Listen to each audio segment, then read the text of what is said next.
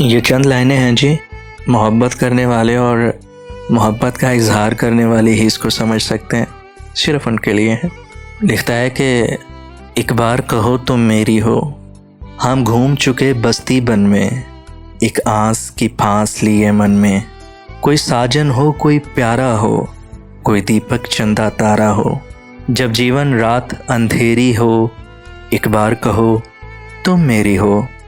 जब सावन बादल छाए हों, जब भागन फूल खिलाए हों, जब चंदा रूप लुटाता हो, जब सूरज धूप नहाता हो, या शाम ने बस्ती घेरी हो, एक बार कहो तुम मेरी हो।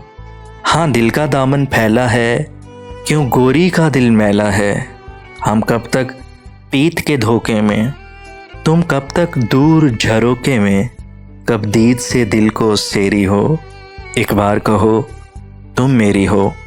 दिल मंजिल मंजिल भटके तो, दिल और कहीं जा अटके तो, हम खुश दिल क्यों कर हों, जब दामन दामन पत्थर हों, जब आंगन आंगन बेरी हो, एक बार कहो तुम मेरी हो।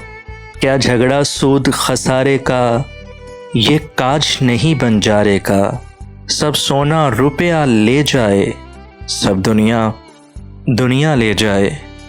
तुम एक मुझे बथेरी हो, एक बार कहो तुम मेरी हो, एक बार कहो तुम मेरी हो।